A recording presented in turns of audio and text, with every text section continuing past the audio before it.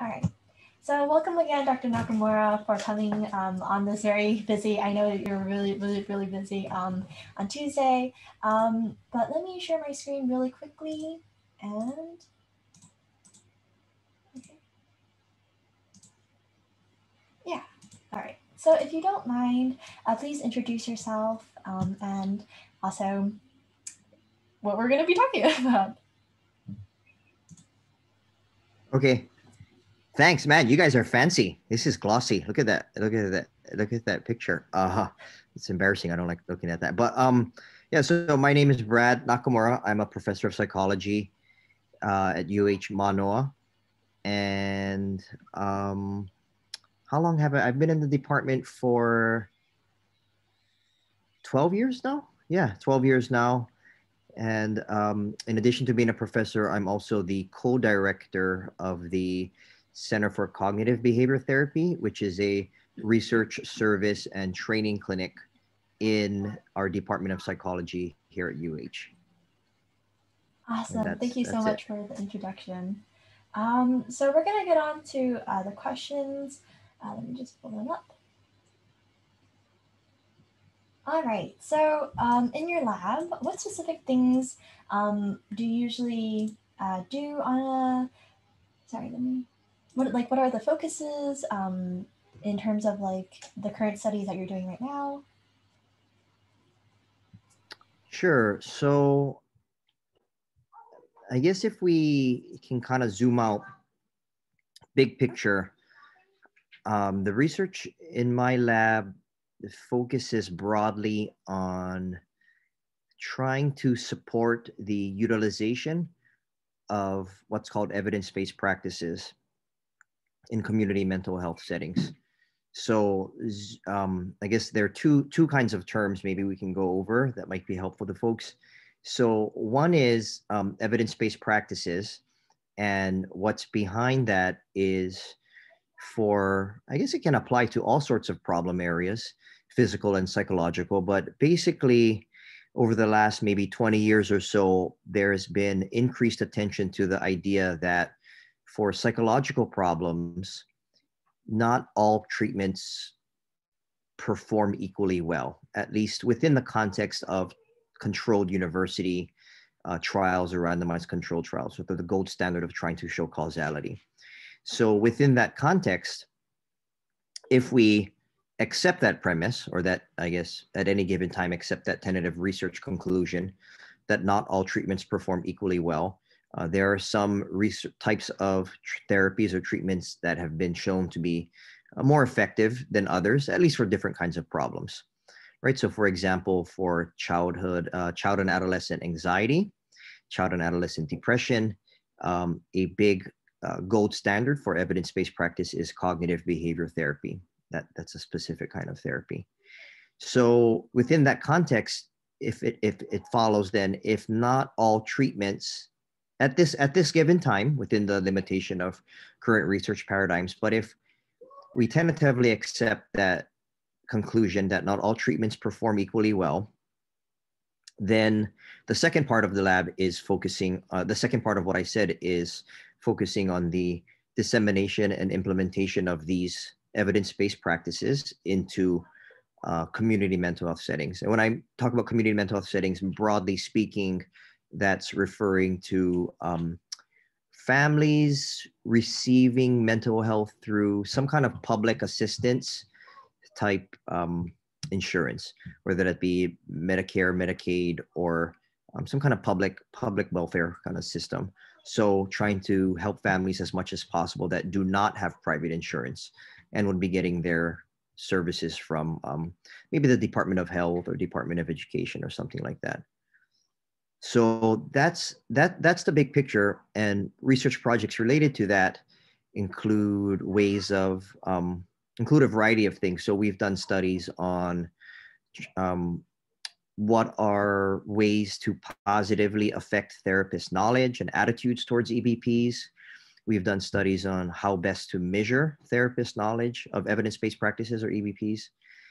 We've done studies on trying to improve consumer knowledge and empowerment for asking and demanding these kinds of practices. So, but that's basically in a nutshell. Youth mental health evidence-based practices in public mental health settings.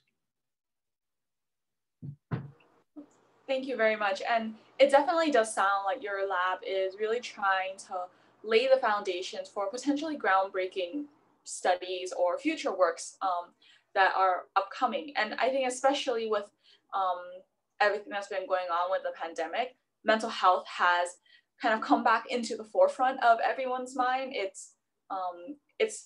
is quite depressing to be isolated from each other, to have limited interactions with those that we love, and how we kind of respond to that then becomes critical. And this, of course, as you mentioned, falls disproportionately on our lower income communities because they can't necessarily perhaps afford various services that may be out there. So in that case then, zooming out even further from your lab, where do you think your lab and the works that come out of it fit within the general scientific community of psychology, but also within our community as a whole, like perhaps within the university or in Hawaii as a state?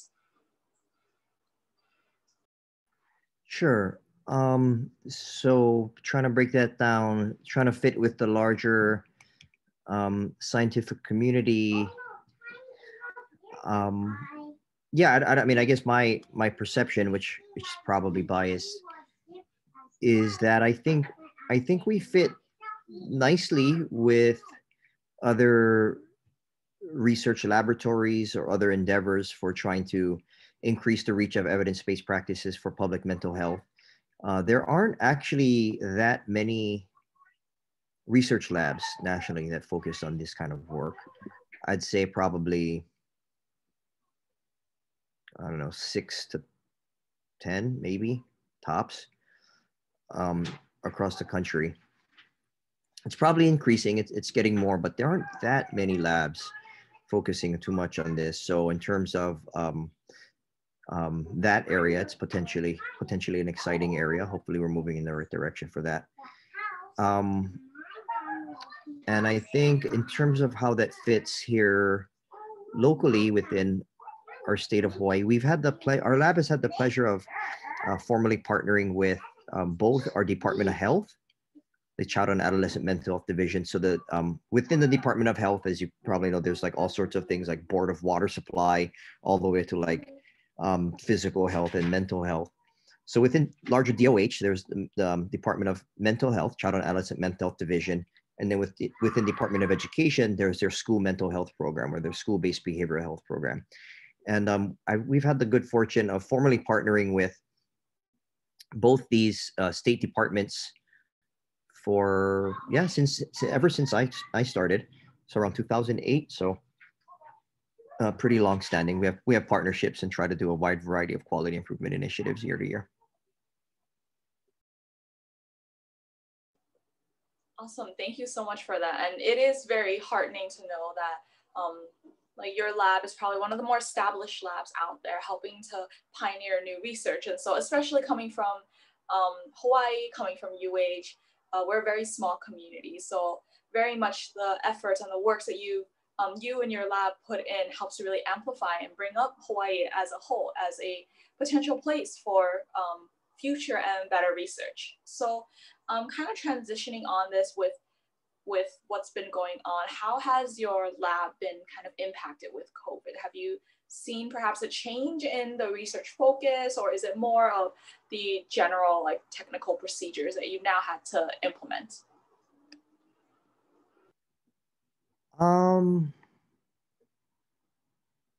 Yeah, so I guess there's several layers to think about for this question about COVID related adaptation. So within our, it's kind of a difficult question. Is this a good question? It's kind of a difficult question because our research studies are tied heavily to clinical practice or the delivery of these evidence-based mental health services to children in our state. So in addition to running my research lab, which looks at dissemination implementation science, We also, as a co-director of our Center for Cognitive Behavior Therapy, I am a licensed clinical psychologist here in the state of Hawaii, and I supervise graduate students in our program. So graduate students en route to getting their PhD, I supervise them on evidence-based treatments. So what we talked about, evidence-based practices, as well as assessment strategies. So I can talk a little bit more about maybe the practice side of it. So in terms of practice and research, than the research. I mean, I guess I'll talk about the research end really briefly. So basically the research end is that a lot of our efforts for live data collection in schools have gone, have sort of come to a grinding halt. Not only in terms of practicalities with regard to trying to reach out to students and families for participation in research. I mean, you know, there's always Qualtrics and Google Forms and stuff like that, but just in terms of prioritization. So as you mentioned, Cindy, with the pandemic right now,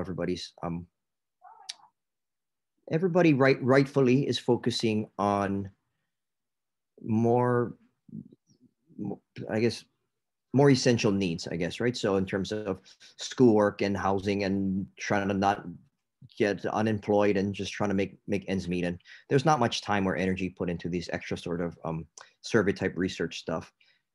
So we've been doing a lot of archival research recently. And some of my new directed research studies students, we've been doing more clinically oriented facing kinds of things. And so I'd say that that's manifested in two clinical change. I guess two things we've been doing a little bit differently. So one is the delivery of our services. Our clinical services has gone from being almost exclusively face-to-face to exclusively virtually. So all the interviews, all the diagnostic interviews we do, all the treatment sessions we do, they're all via Zoom. So that's one. So there's a sort of a list. There's a long sort of, I guess it would be list of considerations with regard to ethics around that, safety issues around that. So clinical service delivery, switching to Zoom. And then another is, and maybe Vanessa can attest to this, is we've been really trying to do more empowerment outreach activities to parents, parents of children with special needs, so that they are aware of evidence-based practices. So we've been putting a lot of time in collaborating with Department of Health, so for their Help Your Keiki website, which is right there, helpyourkeiki.com. Yeah.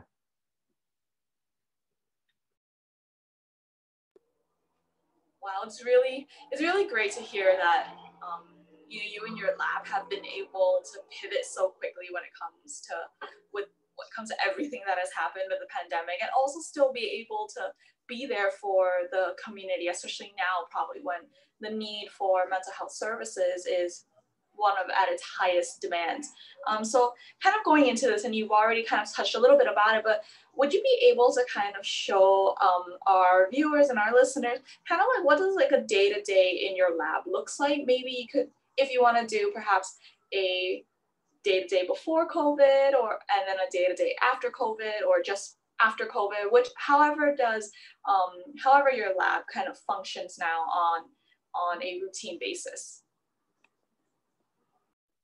Sure. So pre-COVID, there would be a lot of coming into either the research lab or our clinic, our health delivery clinic, the Center for Cognitive Behavior Therapy.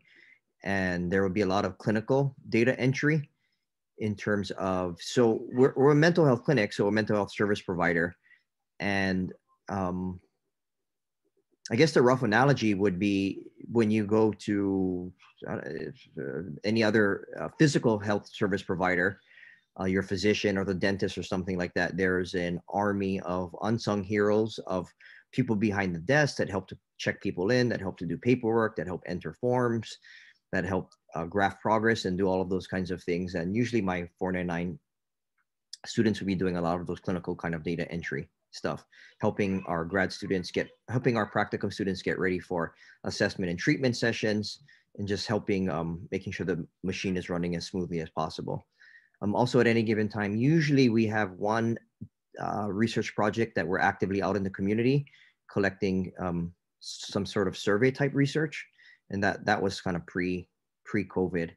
Right now, all of our clinical data entry has kind of come to a grinding halt. We're trying to see if we can get back up in some ways, but it's kind of difficult because it requires,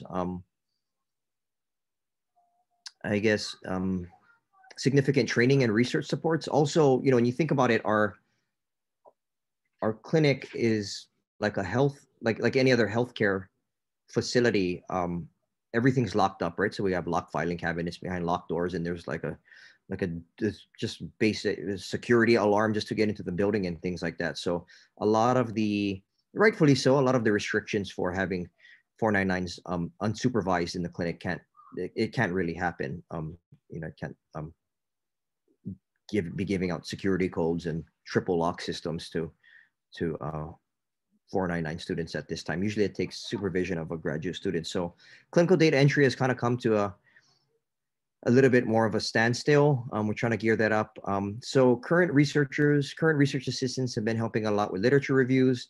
It's been actually a nice time we've been trying to get some other newer projects off the ground, some projects that we've been trying to, more at the conceptual level, we've been able to kind of move that forward a little bit and start IRB and analytic strategy proposals for some projects that might have stalled otherwise, but we have a little bit more time now to kind of get newer projects off the ground.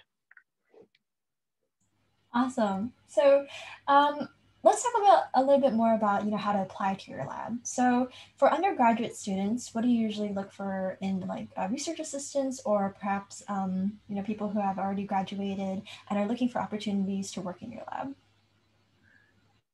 Sure. So for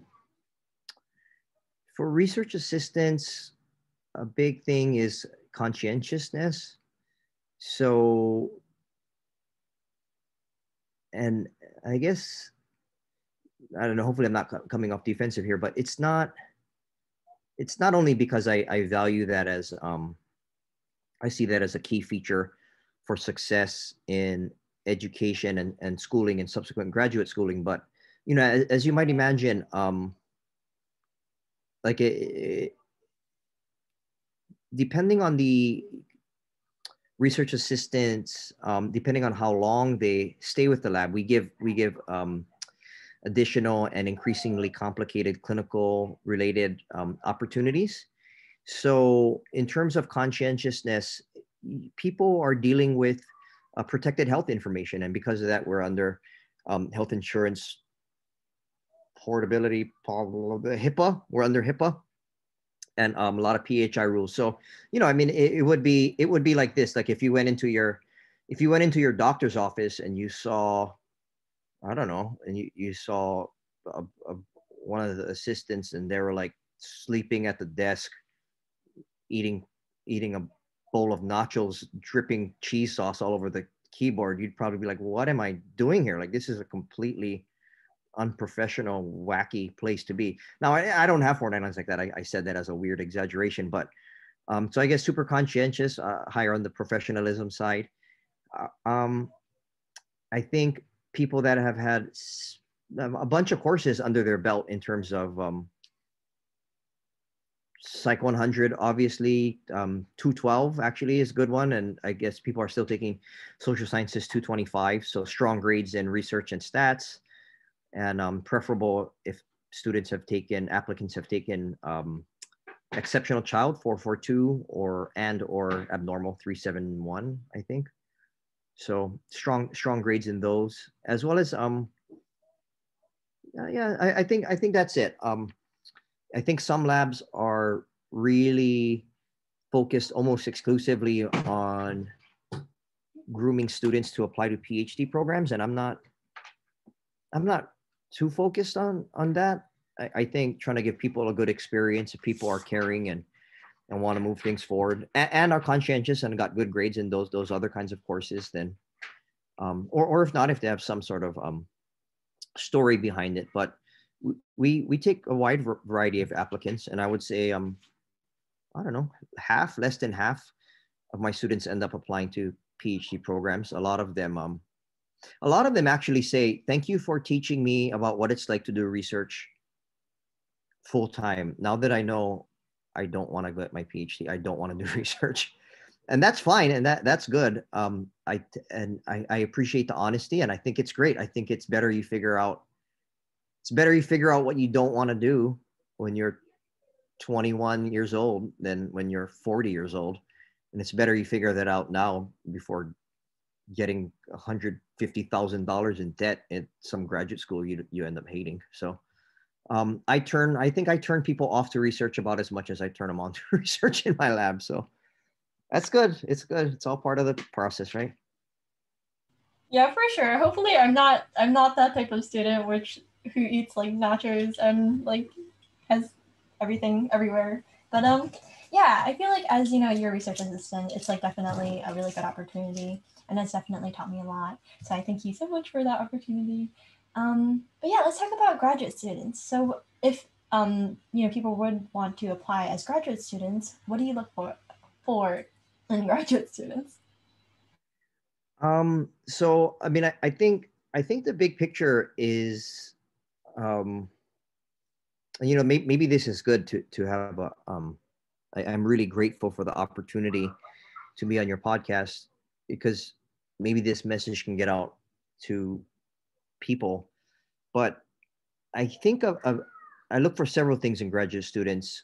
One is there's a potential larger thing that might be helpful to people that are not even applying to graduate school is, I guess, their longer term, medium and longer term goals. So the healthcare system and the sort of the landscape of professional psychology is such that for many years now, since I was an undergraduate, so like a million years ago, but also especially now, the people shouldn't get their PhD unless they are passionate about research or research and evaluation, and or some combination of supervision and program development. So I think gone are the days, for the most part, gone are the days of I'm going to get my PhD and then open up my private practice. Now, there's still a fair amount of students that do that, but I would say if you're interested fully in private practice, PhD at UH Mānoa anyways is probably not a good fit. There's so much emphasis on research, evaluation, program development, supervision, training of other people, teaching classes, that if direct service is kind of more in your future, then it's not a good fit. And I want to be careful to emphasize the word fit, because it's not that one thing is better or worse than the other.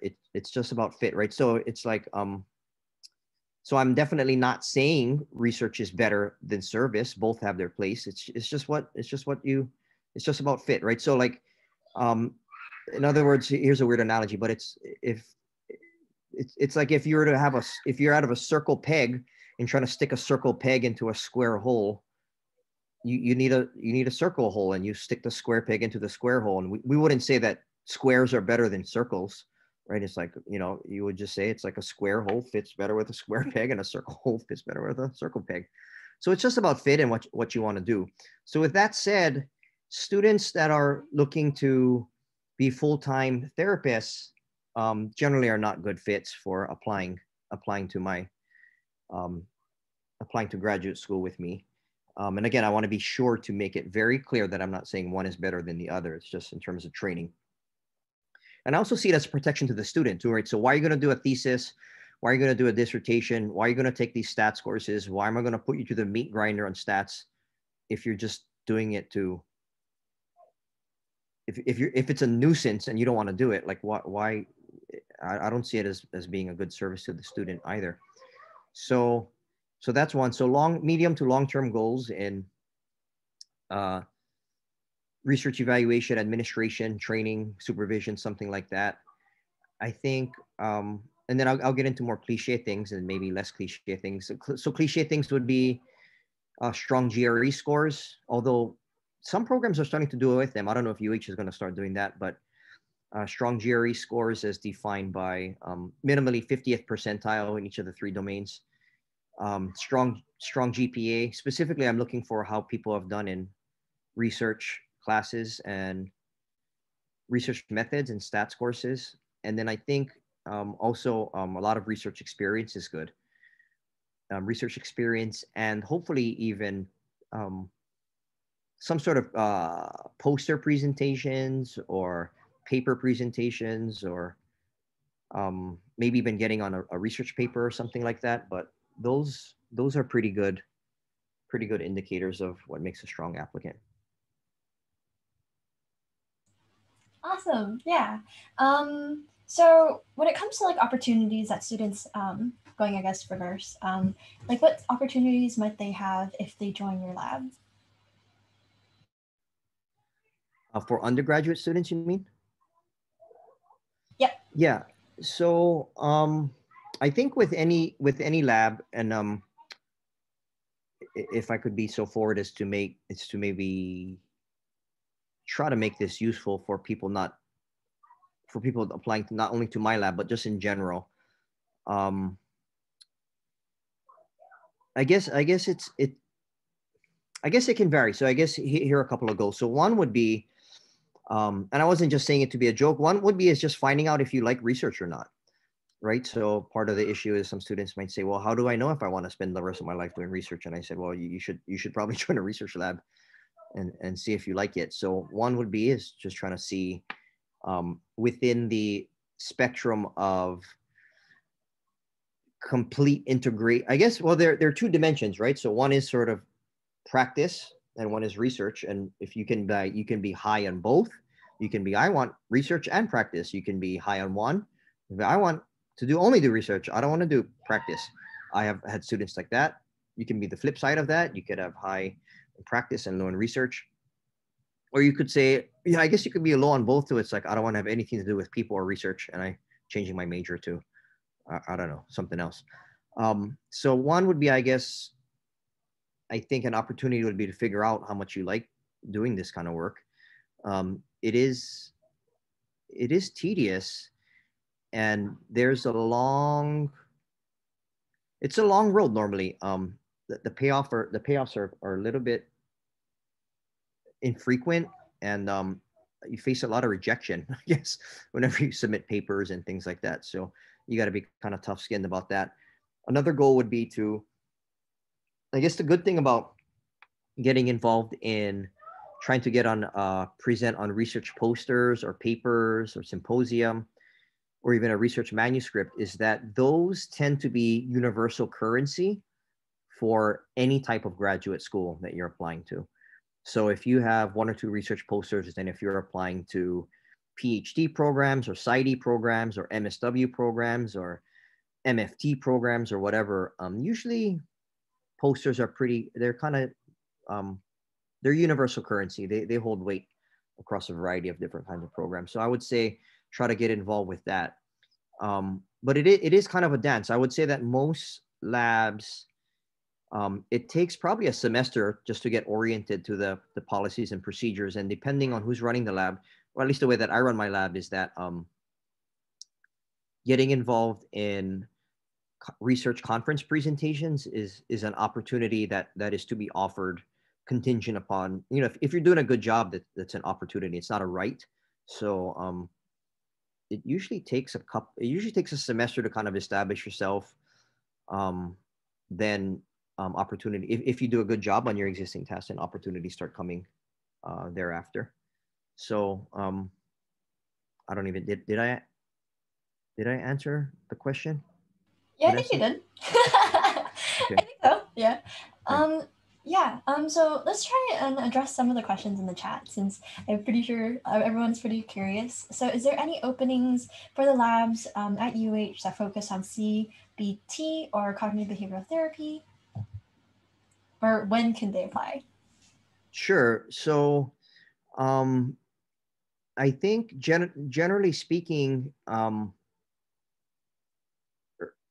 earlier the better. So I mean, I guess I'm just speaking for my lab, but again, I guess I'm trying to be bold, and aspire to give advice that could be applicable across other labs. I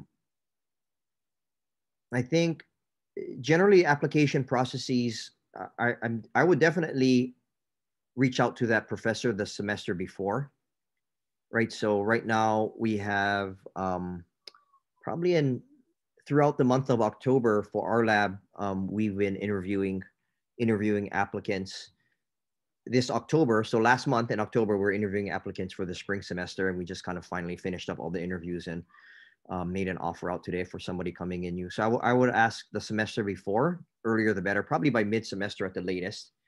I don't think it's too early. I think once you take Psych 100 and maybe 212-ish or SOX 225, I think it's good to reach out. Probably a good time is maybe, I don't know, late sophomore, early junior year, maybe. I would start asking around, trying to get involved. That's because, again, you know, the opportunities for research posters and presentations, so those usually take at least a year, year and a half, maybe even 2 years to kind of bring it full circle. So the specific question focusing on CBT, there's my lab, but we're filled up in the spring. We'll probably have openings in the fall. Charles Miller, he's he's the co-director of the Center for CBT. I'm not too sure if he's taking students. Related to evidence-based practice more generally, there's Aki Masuda. I don't know if he's taking students for, he's an expert in ACT or acceptance and commitment therapy. And yeah, I guess any of the clinical fact, Kelly Vatusik, I don't know if she's definitely a big CBT person for eating disorders and I guess CBT therapy. Anthony Papa, you might want to try him. He's new faculty for dealing with grief problems. Yeah, I remember applying to your lab as a late sophomore, and then there was no openings, and I was so sad. But thankfully, I got the position now. But yeah, there's actually a question describing a day in life for an RA. I think I could probably answer this question if anybody's interested. So the ideal student profile, usually, I mean, I wouldn't know the application process on their end. But I would say like regarding the first question of the day-to-day life, it's pretty, I would say like, I mean, there's like other things that I do, but since we actually have to, every single week, we have to dedicate 9 hours of our time to the lab. So usually sometimes there can be some things that that needs to be worked on urgently. So you kind of need to allocate a little bit more time for that. Or for sometimes it's like a bigger project. So for example, the one that we're doing right now is we're trying to we're trying to move SEEDS program, which is essentially the social emotional evidence-based development skills, SEEDS, and we're trying to implement that into parents. So we're kind of working on the IRB for that. So that in a sense is like a larger project, but sometimes, let me think. Oh yeah, so weekly we would also double check on the Help Your Keiki website. If I could just share my screen for a bit. So we've been granted we've been granted access to edit the Help Your Keiki website. And also what we would usually do is we would edit any of the things that needed to be added. So for example, if we had like an island and we needed to choose schools, and then like there was perhaps like a broken link or something like that, you would try and go in and fix that as soon as possible. Yeah, and then also again with Help Your Keiki, we would also manage the social media. So for us, for Instagram, we would also do posts every single week. And yeah, again, literature review is also very important. And a lot of graduate students would ask for help in regards to finding literature reviews. Does that help answer the question? Hopefully that does. But anyway, going back to other questions, let's see.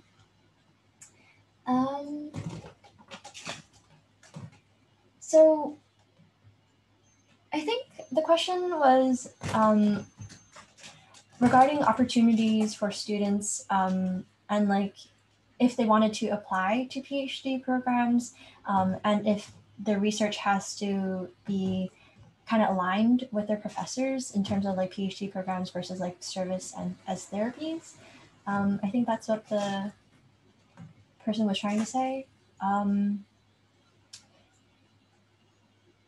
Yeah, I think Dr. Nakamura. Sure. I guess, oh, I'm I sorry, guess, go ahead, Cindy. oh, sorry. Also to provide some context, I think earlier on you had said that sometimes there's a necessity to kind of learn. Do you either want to do research more like full-time research based, or do you also want to have a service component to it? Do you see this kind of learning process being like duplicated at other schools, or whether or not that's something that each school will have to kind of embody on their own? You have to like go through the labs in order to kind of figure it out for yourself, if that was a potential pathway. I think so. Yeah. Yeah, I think so. I mean, I think I don't know. That's just my opinion, but I think that's the best way to try to figure out if you want to do it is just jump right into a research lab. And I think it's one of those things that if you're serious about psychology as a career, I would urge you to take multiple 499, so you'll get different experiences. And I think there's a certain point at which you'll be maxed out, right, until it count. Can only get so many credit hours of 499 before it goes to it can count towards graduation. But I think the currency again is in research lab experience, trying to build up your CV, strong letters of recommendation. So there'll be a point at which it would be redundant, but usually strong applicants that I have several years of directed research kinds of experiences that I guess they kind of view 499 almost as like a elective, where it's not even really counting towards graduation anymore because it's so redundant and they're kind of saturated on that already. So I mean, it's gotten to the point where I would say about maybe a little bit more than half the time, strong applicants are, and this is unfortunately where students are the ones suffering, undergraduate students. But a lot of times, it's really hard to try to get all that research experience and be really competitive on paper right out of undergrad. So a lot of times, students will apply to be lab managers. That can be a funded or unfunded position. I think at any given time in our lab, we have 1 to 2 unclassified graduate students.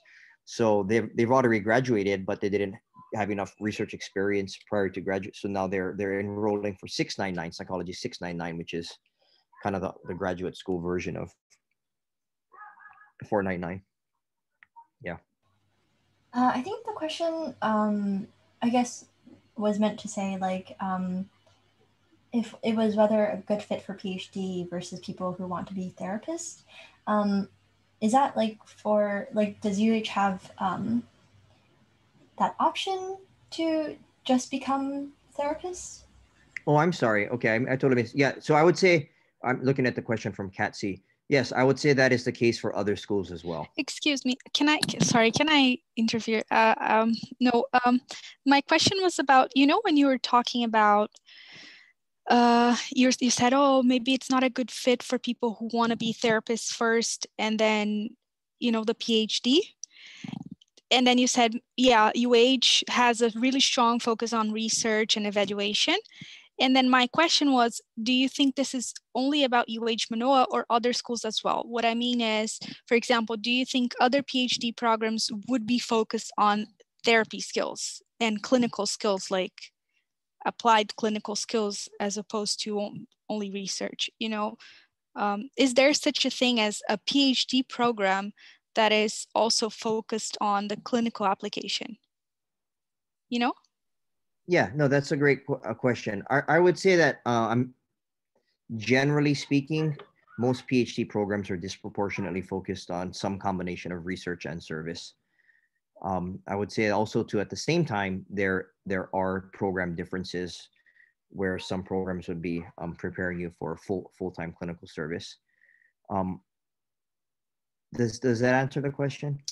Yeah, it does. It's just because usually what I hear is like, oh, go for a PsyD, right? But a PsyD is way more expensive and it's mostly private schools. And my interest is like in state schools. And particularly, I think it's really great when you have clinical experience to kind of guide your research. And I think it would be so much easier to even get ideas, you know, of things to research based on what you see in the clinic, what you see in the day-to-day with your clients, and then kind of use that as like a springboard to guide and to illuminate your research, you know? Oh, absolutely. Yeah. I mean, our program, we do both. So that's why people take a long time to graduate. So yeah, Yeah. we do both. Yeah. As I said, you know, so I'm a licensed clinical psychologist. You know, we see, I don't know, almost 200 kids a year through our clinic, 200 families. So, you know, it's both. Yeah. Thank you. Yeah, I just Awesome. shared. Oh, Sorry. So just like another question that I think is similar also in the chat is talking about whether your lab would be a good undergraduate research opportunity for a student who is in the pre-med program, or they may be interested in going into med school. It's kind of branching off a little bit into the more service-based aspect of your lab. Yeah. So I guess I want to, with humility, talk about how I don't know too much about med school applications. But from what I do know,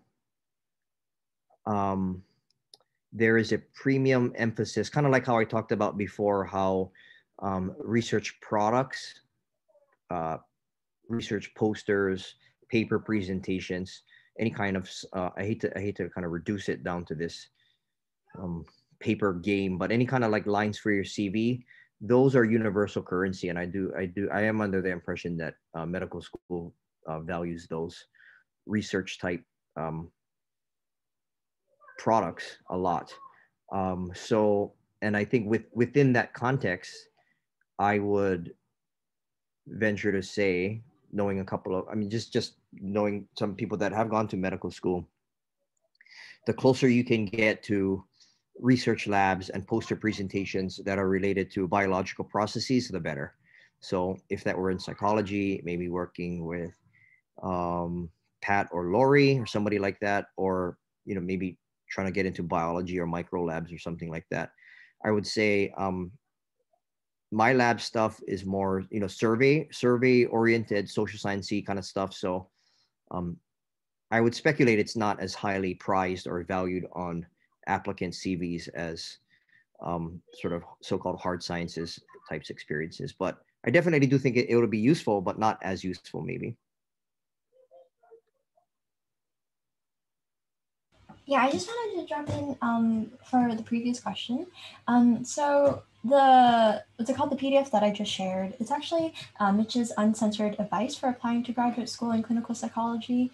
So a lot of times, I think this is actually a great resource for people who may or may not know what specific programs they might want to go into, or if they're actually like for sure wanting to go into clinical psychology. I think this would be a great resource. And also the difference between a PsyD and also a PhD. So yeah, hopefully that helps. But I think Cindy, there was a different question. I think that's actually all the questions that we kind of had on the chat. So I think one of perhaps like a second to last closing question that we have. So we've learned a lot about your lab. We've learned a lot about your research, but I think it would be nice to know also what inspired you to do this research. Like what was like the main driving force for why you decided I'm going to focus specifically on mental health, and then also the keiki component as well. I mean, I guess a couple of things. One is, so I'm originally from Big Island, East Side Hilo. So I'm pretty you know, back then, last century, growing up there, it was, it still is, but it, you know, it's a pretty rural area. And a lot of times with rurality, you see high mental health need, and the idea that some of our families most in need of help, kind of seeing it growing up, are the least likely to get services. So that was kind of a sad and unfortunate thing to see repeatedly growing up. So just feeling, wanting to give back to the community that raised me, I guess community generally speaking, the larger local community here in Hawaii, but especially kind of, I've always been a fan of kind of like the underdog, I guess, it's said in a different way. Let's go with public mental services and try to shore that up as much as possible. And that kind of permeates a lot of the work that we do. And, you know, it's kind of a weird thing where mental health treatment is still this strange, in a way, strangely different than other areas of healthcare provision, where most families, especially ones dealing with a multitude of poverty and other sorts of stressors, why don't people know about evidence-based practices? Why don't people know about evidence-based practice? They might not call it that, but people know about evidence-based practices in pretty much every other domain of healthcare, right? So if you had, like if you took your dad in to see a doctor, and the doctor said, oh, your dad has diabetes, and if he doesn't take care of his diabetes, he's going to have to chop off his leg and he could die. And the doctor, and you would be, even before the doctor talked about the intervention, as college students caring for your father, you would know, you would have some idea. You would say, okay, now the next words coming out of the doctor's mouth, she or he is probably going to say something about diet. He or she is probably going to say something about exercise. He or she is probably going to say something about insulin control. It might go into blood glucose monitoring and stuff like that. So in almost every other area of healthcare, I mean, same thing with cancer, right? So if your doctor's like, oh, your dad has cancer, it's like, well, okay, then you know, it's like, well, it's probably going to be chemo, surgery, radiation, some combination of that. But in mental health, most families have no idea of what is associated with the evidence base. Most families have no idea that some treatments outperform others. And families generally are at the whim of whatever the therapist wants to do.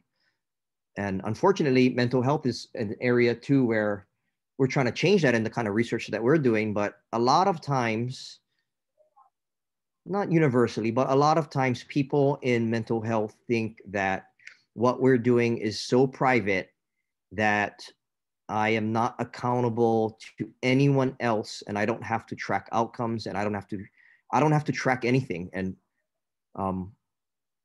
you know, that doesn't really fit with, I guess, the way that I kind of see things, at least from the perspective of if we're spending public taxpayer dollars on that, right? So here's another analogy, Cindy and Vanessa, and I guess to everybody out there. If, you know, imagine if you went to a doctor and the doctor said,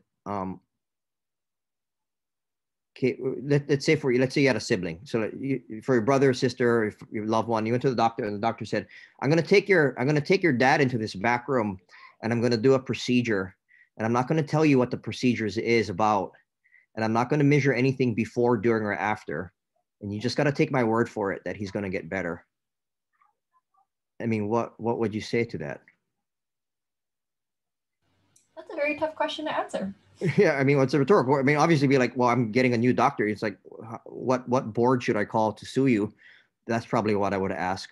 Also, you know, back to the diabetes thing. If you went to the doctor and you said, your dad has diabetes, and the doctor said, well, now that your dad has diabetes, I'm going to recommend a constant regimen of incense burning and flower petal baths, you would say, should we change his diet, or what should we, like, for some reason you already know in your head as a consumer what generally is associated with that. And that might work. I mean, evidence hasn't shown so far. Just because evidence hasn't shown so far it doesn't work doesn't mean it eventually work. But just the idea is that when you're in Medicare, Medicaid type public taxpayer dollars, I think it's our duties to try to go with evidence-based practices. So I guess that's why I got involved with the work, is just seeing a lot of mental health need where I grew up, and seeing how sometimes there's a disconnect between how mental health services are delivered and typical healthcare delivery is delivered.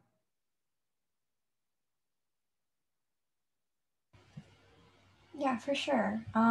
It's definitely a really good idea to have evidence-based type of practices. So yeah, there's actually another question. So I think this question is regarding the Europe or the undergraduate research opportunities program for like publishing for undergraduates. So one of the ways, I think the question was, how can we go about doing that if none of the classes have a research paper component as part of the workload? Where to begin? So I'm a little bit familiar with Europe, so I'm so sorry, but I'm going to deviate and answer this question in the most quickest way possible. But essentially, for Europe, usually you would want to try and study a topic that you're really interested in, and then find a professor. So for example, if you're really interested in evidence-based practices or services in Hawaii, you would ask Dr. Nakamura to try and see if he has any positions open to have time to be your mentor in this Europe funding. And then afterwards, in that sense, you would try and write up your paper and your thesis and also your proposal, and then present it to Europe. But if Dr. Nakamura wanted to jump in and talk about if there's any way for undergraduates to reach out to you. Yeah, so sure. Thanks, Vanessa. Thanks for introducing that.